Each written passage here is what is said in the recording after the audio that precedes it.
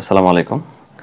Take care private সেন্টারের পক্ষ থেকে সকলকে জানাই আন্তরিক শুভেচ্ছা ও অভিনন্দন। আমি মোহাম্মদ রবিউল ইসলাম আছি বরাবরের মতো আপনাদের সাথে। আজকে আমরা ইলেকট্রিক্যাল সার্কিট অন সাবজেক্টের আরও একটি নতুন টপিকস করব, সেটা হচ্ছে নোডাল অ্যানালাইসিস। নোডাল অ্যানালাইসিস থিওরেমটা খুব গুরুত্বপূর্ণ এবং একটু ইজি আছে, অসুবিধা নাই। আমি যেভাবে শেখাবো সেইভাবে শিখতে পারলে খুব সহজ মনে হবে। এখন এখানে নোডাল অ্যানালাইসিসের জন্য আমি কিছু নিয়ম লিখে রেখেছি। এই নিয়মটা হচ্ছে, বেশ কয়েকটা নিয়ম আছে যেটা আমার ভাষায় আমি লিখে রেখেছি ক্যালকুলেশনের সুবিধার্থে, যেন আমার অনুপস্থিতিতে এই সমাধানগুলো নিয়ম দেখে করা যায়। তাহলে প্রথমে আমরা দেখব যে প্রথমে আমাদের নোড চিহ্নিত করতে হবে। এখানে যে একটা চিত্র দেওয়া আছে এটা ম্যাথমেটিক্স, আমরা এই নিয়মটা বোঝার পরে ম্যাথটা সমাধান করব। তো ম্যাথটা সমাধান করার জন্য কী কী নিয়মগুলো লাগবে নোডাল অ্যানালাইসিসের, সেটার জন্য আমি প্রথমে কি স্টেপ, নোডালের কিন্তু আগে বলে রাখি দুইটা ভাগ আছে, একটা হচ্ছে নর্মাল নোডাল অ্যানালাইসিস আর একটা আছে সুপার নোড থিওরেম। তো সুপার নোডের গুলো এখানে লিখে নাই, সুপার নোডের আরেকটা ক্লাস লাগবে। এখন নোডাল অ্যানালাইসিসের যে নর্মাল নিয়মগুলো সেগুলো এখানে দেওয়া আছে। প্রথমে নোড চিহ্নিত করতে হবে। ধরে নিলাম এটা একটা আমাদের অঙ্ক বা সার্কিট নোড। প্রথমে এই যে V1 এবং V2 এখানে প্রশ্নে দেওয়া আছে, এই V1 এবং V2 গুলো যদি কখনো দেওয়া না থাকে তাহলে সেটা নিজেকেই চিহ্নিত করতে হবে। তো প্রথম কাজ হচ্ছে নোড চিহ্নিত করা, তারপরে প্রতিটি নোডকে একটি ভোল্টেজ সোর্স কল্পনা করা। প্রতিটি নোডকে এক একটি ভোল্টেজ সোর্স কল্পনা করতে হবে, যখন এখানে V1 এবং V2 দেওয়া হয়েছে। আগে একটু বলে রাখি যে নোডাল অ্যানালাইসিস মানে হচ্ছে কেসিএল থিওরেম। তো কেসিএল কারশফের কেসিএল এ আমরা জানি যে আগত কারেন্ট এবং নির্গত কারেন্ট সমান, আর I সমান সমান হচ্ছে V/R। এই ফরম্যাটে আমাদের কাজ করতে হবে। আমরা যেমন কারশফস ভোল্টেজ লতে কাজ করেছি, যেখানে ভোল্টেজ দেওয়া আছে সেখানে সরাসরি ভোল্টেজ, আর যেখানে ভোল্টেজ নাই সেখানে কারেন্ট গণিত রেজিস্ট্যান্স করে ওকে ভোল্টেজ বানানো হয়েছে। ঠিক এখানে আমাদের আগত কারেন্ট এবং নির্গত কারেন্ট যেগুলো থাকবে সেগুলোর ক্ষেত্রে করতে হবে, যেটা কারেন্ট সোর্স সরাসরি দেওয়া থাকবে সেটা তো সরাসরি কারেন্ট সোর্স আমাদের পাচ্ছি। যেখানে কারেন্টের মান দেওয়া থাকবে না সেখানে ভোল্টেজ ভাগ রেজিস্ট্যান্স করে, ভোল্টেজ ডিভাইড রেজিস্ট্যান্স, এটা করে ওকে কারেন্ট বানাতে হবে। দ্বিতীয়ত আমরা দেখি যে প্রতিটি নোডকে এক একটি করে ভোল্টেজ সোর্স কল্পনা করতে হবে। ভোল্টেজ সোর্স কল্পনা করলাম, প্রতিটি নোডকে নিয়ে আলাদা আলাদা কাজ করতে হবে। প্রতিটি নোডের আলাদা আলাদা হবে, যেমন আমরা সুপারপজিশনে ক্যালকুলেশন করেছিলাম প্রত্যেকটি সোর্সকে নিয়ে আলাদা আলাদা হবে, ঠিক এখানে প্রতিটি নোডকে নিয়ে আমরা আলাদা আলাদাভাবে ক্যালকুলেশন করব। প্রতিটি নোডে কেসিএল I সমান সমান V/R অনুযায়ী কাজ করতে হবে। ওকে, যে নোড নিয়ে কাজ করব সেটি বড় এবং অন্য নোডগুলোকে ছোট ধরে ক্যালকুলেশন করতে হবে। আমরা ম্যাথটা সমাধান করার সময় এই কথাটার অর্থ বুঝবো। ওকে, আপাতত মনে রাখি, গ্রাউন্ড ভোল্টেজ দেওয়া থাকলে লিখতে হবে, না থাকলে জিরো হবে। এই প্রশ্নে যেমন আমাদের কোনো গ্রাউন্ডিং ভোল্টেজ নাই, আমরা এটা ধরে নিব গ্রাউন্ড ভোল্টেজ এখানে, যেহেতু এইখান থেকে এটা একটাই লাইন, পুরোটা শর্ট লাইন, সুতরাং সবার গ্রাউন্ডিংটা হচ্ছে জিরো, V0 ভোল্টেজ এখানে। তো আমরা তাহলে অঙ্কটা শুরু করি। এই নিয়মগুলো আমাদের অঙ্কে প্রয়োগ হবে, তখন আর একটু ধারণা ক্লিয়ার হবে। তো আমরা চলে আসলাম ম্যাথমেটিক্যাল টার্মে। এখান থেকে আমরা দেখব কিভাবে আজকে নোডাল অ্যানালাইসিসের ম্যাথটা সমাধান করে। তো এটা কিন্তু আমাদের নর্মাল একটা নোডাল অ্যানালাইসিস। আমরা প্রথম কন্ডিশন অনুযায়ী আমাদের কি ছিল, যে নোড চিহ্নিত করতে হবে। তাহলে যে সকল রেজিস্ট্যান্সের বিভিন্ন প্রত্যেকটি মাথা একটা বিন্দুতে যুক্ত হবে, প্রত্যেকটি মাথা অথবা ভোল্টেজ সোর্স হোক অথবা কারেন্ট সোর্স হোক, সোর্স অথবা লোডের যে কোনো একটা টার্মিনাল একসাথে একাধিক পয়েন্ট যুক্ত হলে সেটাকে আমরা নোড বলবো। ঠিক আছে, তাহলে এখানে দেখা যায় 1 2 3 4 5টা আইটেম আমাদের যুক্ত হয়েছে, সুতরাং এটা একটা নোড। এখানে 1 2 3 যুক্ত হয়েছে, এটা একটা নোড, এবং এখানে 4টা যুক্ত হয়েছে, এটা একটা নোড। তাহলে আমরা এখানে নোড চিহ্নিত করছি V1 V2 এবং V3, তিনটা নোড চিহ্নিত করলাম। এখন শর্ত অনুযায়ী ছিল আমাদের কি, যে প্রত্যেকটি নোড আলাদা আলাদা করে নিয়ে কাজ করতে হবে। তাহলে আমরা এখানে শুরু করব প্রথমে at node V1, 1 number node নিয়ে কাজ করব, এটা নিয়ে। এখন কথা হচ্ছে, যে সকল রেজিস্ট্যান্সগুলো আমাদের এখানে আছে সেই রেজিস্ট্যান্সের মধ্যে আমাদের কারেন্টের মানটা বসাতে হবে, কারণ আমি আগে এখানে লিখে রেখেছি নোডাল অ্যানালাইসিস মানে একটু কেসিএল নিয়ে আমাদের কাজ করতে হবে, সম্পূর্ণ কেসিএল নিয়ে। তো এই কেসিএল এর শর্ত হচ্ছে কি, আগত কারেন্ট এবং নির্গত কারেন্ট। তো যেই জায়গায় কারেন্ট দেওয়া নাই সেই জায়গায় আমাদের কি করতে হবে, ভোল্টেজ ভাগ রেজিস্ট্যান্স করে কারেন্ট নিয়ে আসতে হবে। আচ্ছা, তাহলে এখানে যে আমরা একটু খেয়াল করি, আগত তাহলে এই বিন্দুর দিকে আসছে হলো শুধু 5 অ্যাম্পিয়ার। তাহলে আগতর জন্য আমরা 5 অ্যাম্পিয়ার লিখলাম, আর নির্গতর জন্য আমাদের এখন হবে এই যে রেজিস্ট্যান্স আমি বলেছিলাম যে যতগুলো সোর্স আছে বা আমাদের নোড চিহ্নিত করতে হবে, প্রত্যেকটি একটা সোর্স কল্পনা করতে হবে এবং সেই সোর্স থেকে চারদিকে কারেন্টগুলো ছড়াবে, কারণ সোর্স থেকে তো কারেন্ট বের হয় উল্টা দিক দিয়ে ঢুকে, কিন্তু এখানে আমরা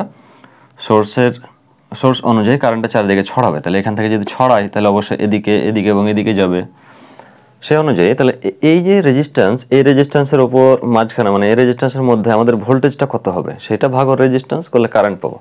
তাহলে এটার মধ্যে দিয়ে দুইটা ভোল্টেজ কাজ করছে, দেখো একটা V1 একটা হচ্ছে V0, এই যে দুই প্রান্তে দুইটা। তাহলে অবশ্যই ভোল্টেজের পার্থক্য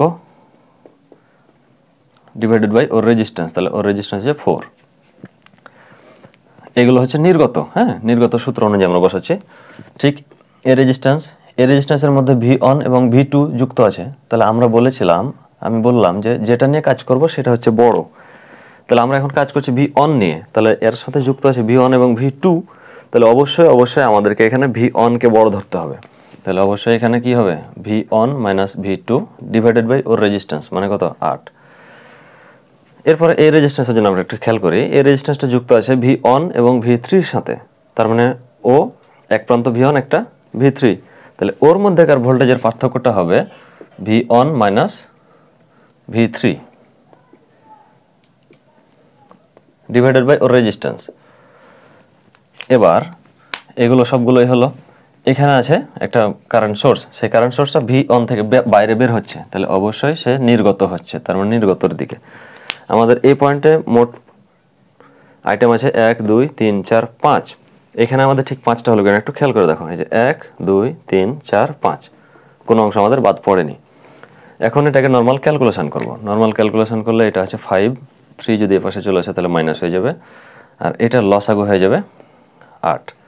8 যদি লসাগু হয় তাহলে V0 এর মান কিন্তু কিছু দেওয়া নাই, মানে এখানে 0, আমরা এটা মান বসাবো না। ওকে, তাহলে এখান থেকে 2V1 প্লাস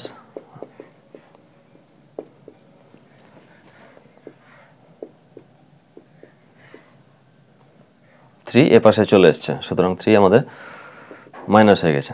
এখন এটা ক্যালকুলেশন করলে পাচ্ছি 2, এই 8 যদি এ পাশে চলে আসে তাহলে হয়ে যাবে গুণ, আর এদিক থেকে V1 V2 আমরা একটু আলাদা করে নিই। তাহলে V1 টোটাল হচ্ছে এখানে 7V1 minus V2 minus 4V3, তাহলে 7V1 মাইনাস V2, এটা 1 নম্বর সমীকরণ দেওয়া থাকলো। এবার আমরা 2 নম্বর নোড নিয়ে কাজ করব। তাহলে অ্যাট নোড V2 নিয়ে যখন কাজ করব ঠিক একই রকম ভাবে এখানে কিন্তু আগত আর নির্গত করতে হবে। তো এখানে কোনো দিকে আগত আসছে না, যেহেতু এটা একটা ভোল্টেজ সোর্স কল্পনা করতে বলেছি, সুতরাং এখান থেকে চারিদিকে ছড়াবে। চারিদিকে যদি ছড়ায় এটাও যাচ্ছে এটাও যাচ্ছে এটাও যাচ্ছে, তার মানে এখানে আমাদের কোনো আগত অংশ নাই। আগত অংশ নাই মানে নাই, না থাকলে 0 বসাবো। 0 যদি বসে তাহলে এখান থেকে আমরা প্রথমে এই লোডের জন্য কাজ করি, এটার মধ্যে যাচ্ছে এখন V2 এবং V1 দুইটা যুক্ত আছে। তাহলে আমরা যেহেতু V2 নিয়ে কাজ করছি তাহলে অবশ্যই এখানে V2 মাইনাস V1 হবে ডিভাইডেড বাই রেজিস্ট্যান্স। প্রথমে কিন্তু একই রেজিস্ট্যান্সে V1 মাইনাস V2 হয়েছিল, কারণ তখন আমরা কাজ করছিলাম V1 নিয়ে। শর্ত অনুযায়ী যেটা নিয়ে কাজ করবো সেটা বড়, অন্যটা ছোট, মানে নিজের ঘরে নিজে ওই মাস্তান, অন্য কেউ সব কিছুই না। প্লাস এখান থেকে আমাদের 2 V2 থেকে V0, হ্যাঁ, তাহলে V2 মাইনাস এখানে V0 ডিভাইডেড বাই রেজিস্ট্যান্স। ঠিক এই রেজিস্ট্যান্সের জন্য আমাদের V2 মাইনাস V3, যেহেতু 2 এবং 3 এর মধ্যে সে যুক্ত আছে, ডিভাইডেড বাই ওর রেজিস্ট্যান্স 4। আর কিছু নাই, নাই তো নাই। এখন আমরা নর্মাল ক্যালকুলেশন করব, এটা লসাগু হবে 8, এই 8 দিয়ে ক্যালকুলেশন করলে এরকম দাঁড়ায়। যারা লসাগু গসাগু প্রবলেম আছে, লসাগু বা গসাগুতে সমস্যা আছে, তারা অবশ্যই অন্যান্য ভিডিও ক্লাসগুলো দেখে লসাগু গসাগুগুলো ঠিক করে নিতে হবে, অথবা কারো কাছ থেকে শিখে নিতে হবে। এই লসাগু গসাগু এখন কি শেখার বয়স? এখন তো নিশ্চিত লসাগু গসাগু শিখতে হবে না। যদি কারো প্রবলেম থাকে গোপনে অন্য কারো ভিডিও দেখে শিখে নিতে হবে। তাহলে এখান থেকে ক্যালকুলেশন করলে আমরা পাবো V2, যেহেতু এটার মান হচ্ছে 0, সুতরাং এটা আমরা আর বসাবো না। ওকে, তাহলে এখান থেকে 2V2 মাইনাস 2V3, 8-এর সাথে 0 গুণ করলে হচ্ছে 0 হয়ে যাবে, নিচে কিছু না মানে 1, তাহলে এই অংশটুকু এদিকে 1-এর সাথে গুণ, এটা 0-এর সাথে গুণ, ভি অন কয়টা আছে, তাহলে minus V on plus 7 V2 minus 2 V3 equal to 0। এটা হচ্ছে 2 নম্বর সমীকরণ।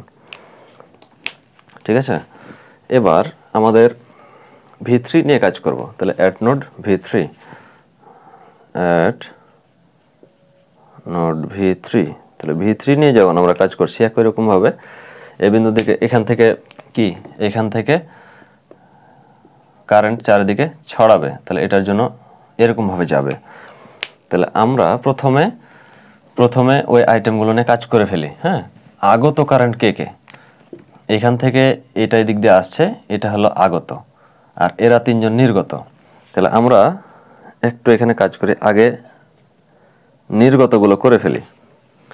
এখানে যেহেতু ভোল্টেজ সোর্স আছে, এখানে একটু আমি বলেছিলাম আগে যে এখানে একটু পেঁচ আছে, এইটাকে ডাবল কাজ করতে হবে। তো কীভাবে করতে হবে সেটা দেখাচ্ছি। এখানে কিন্তু কারেন্ট দেওয়া নাই, হ্যাঁ, এখানে কারেন্ট দেওয়া নাই। তো এই যে সোর্স মানে এই অংশটুকু কিন্তু সিরিজ, 12 ভোল্টেজ সোর্সের সাথে 8 রেজিস্ট্যান্সের সিরিজ আছে। তো এখানকার কারেন্ট যদি আমরা নির্ণয় করি তাহলে অবশ্যই I সমান সমান V ডিভাইডেড বাই R করতে হবে। তাহলে এই শাখার কারেন্ট নির্ণয় করতে গেলে আমাদের V ডিভাইডেড বাই R করলে 1.5 অ্যাম্পিয়ার পাচ্ছি। তো এই 1.5 অ্যাম্পিয়ারটা কোন দিকে যাচ্ছে, অবশ্যই এই সোর্স অনুযায়ী এদিকে যাবে। ঠিক আছে, তো যেহেতু এখানে একটা সোর্স আছে, সুতরাং এই সোর্স অনুযায়ী কারেন্টটা আমরা বের করলাম। এখানকার যেহেতু কারেন্ট লাগবে, তাই কারেন্টটা বের করলাম, এদিকে আগত হচ্ছে। আর এই যে রেজিস্ট্যান্স, এই রেজিস্ট্যান্স অনুযায়ী এখানে আরেকটা ভোল্টেজ সোর্স আমাদের আছে, সেই অনুযায়ী সেই কিন্তু কারেন্টটা এই পাশে যাবে। তাহলে এখানে আমাদের দুইটা আইটেম আছে, এই জন্য দুইবার কাজ হবে। আমি আবারও বলি, এইখানকার ভোল্টেজ বের করার, কারেন্ট বের করার জন্য আমাদের এই ভোল্টেজ এবং রেজিস্ট্যান্সটা কাজ করবে শুধুমাত্র কারেন্ট নির্ণয় করার জন্য।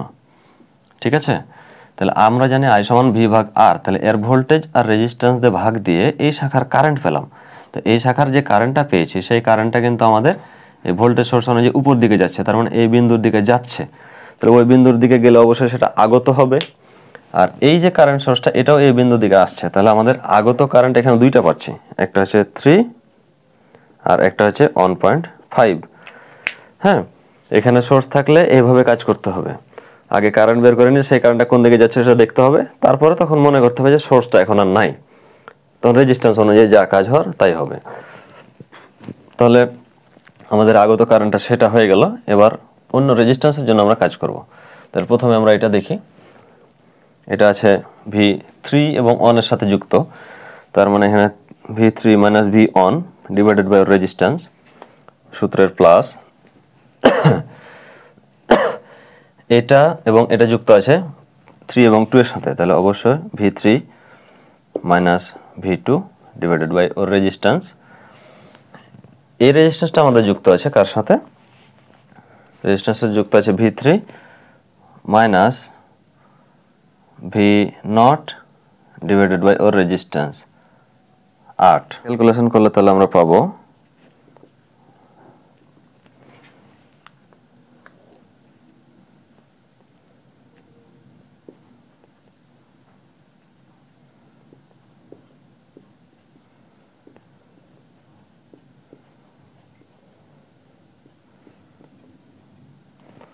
এটা মান, যেহেতু আমরা 0 বসাচ্ছি সুতরাং এটা আমরা আর লিখব না। ওকে, এখান থেকে ক্যালকুলেশন করলে আমরা পাবো, এটার সাথে এটা গুণ,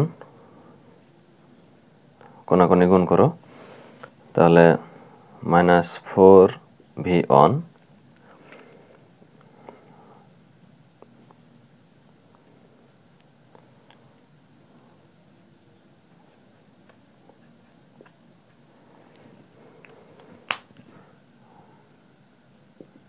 (4.5 into 8) এটা সমান সমান আমরা 6 আসবে। 36, এখানে 28 লিখেছিলাম ভুল করে, যাই হোক এটা 36 হবে। হ্যাঁ, এখন এই 1 2 3 নাম্বার সমীকরণ আমরা তিনটাকে সমীকরণ ক্যালকুলেশন করলে আমরা এখানে মান পাবো হচ্ছে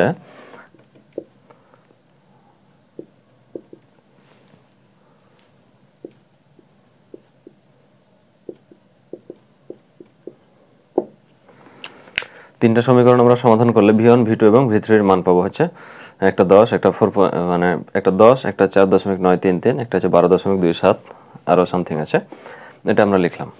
এখন যদি প্রশ্নে শুধু বলে যে নোডাল অ্যানালাইসিসের মাধ্যমে তিনটার ভোল্টেজ মানে V1 V2 এবং V3 বের করো, তাহলে তো তুমি বেঁচে গেলা।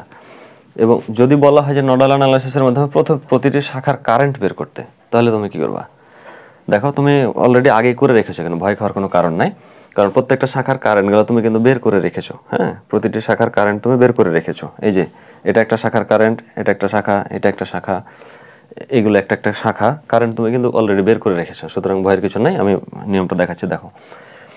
যদি তোমাকে বলে এই 8-এর মধ্য দিয়ে আমাদের কারেন্ট কত হবে, এখন এই সোর্স অনুযায়ী তুমি এদিকে দিয়েছো, এই সোর্স অনুযায়ী এদিকে ব্যবহার করেছো, তাহলে আসলে কোনটা ব্যবহার করবা? এখানে আমরা এই ভোল্টেজের মানগুলো দেখে একটু ব্যবহার করব যে I 8 ওহম, ঠিক আছে, I 8 ওহম। এখানে যেহেতু দুইটা ভোল্টেজ ওর মধ্যে দিয়ে যাচ্ছে, সুতরাং যে ভোল্টেজটা বড় সেটা থেকে ছোটটা আমরা বাদ দেব, বড় থেকে ছোটটা বাদ। তাহলে এখানে 1 এবং 2 এর মধ্যে সে অবস্থান করছে, তাহলে 1 এবং 2 এর মধ্যে কে বড়? অন বড়। তাহলে অবশ্যই আমরা এখানে V1 minus V2 divided by ওর রেজিস্ট্যান্স ব্যবহার করব। তাহলে এখান থেকে V1 এর মান হচ্ছে 10, 4.933 ডিভাইডেড বাই ওর রেজিস্ট্যান্স হচ্ছে 8। তাহলে আমাদের এই যে 8 ওহমের কারেন্টটা হবে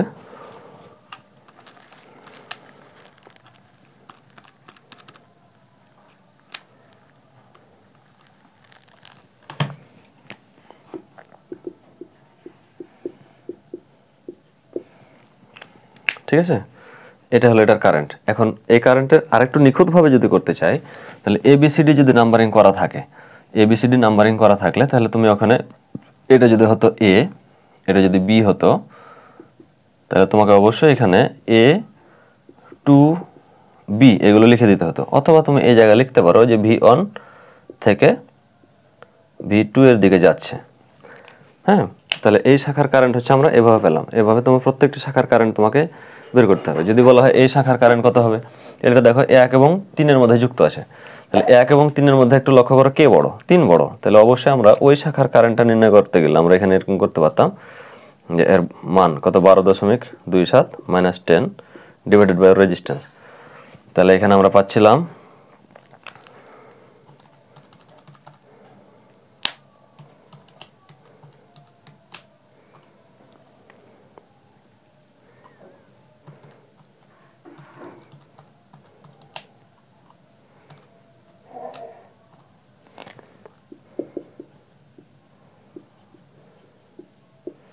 অ্যাম্পিয়ার। এরকম যদি তোমাকে এই শাখা বলে, এই শাখা বললে, তাহলে এই শাখার জন্য আমাদের ছিল কত? I সমান সমান ছিল V1 minus V0, V1 minus V0, তো V0 তো 0 এখানে।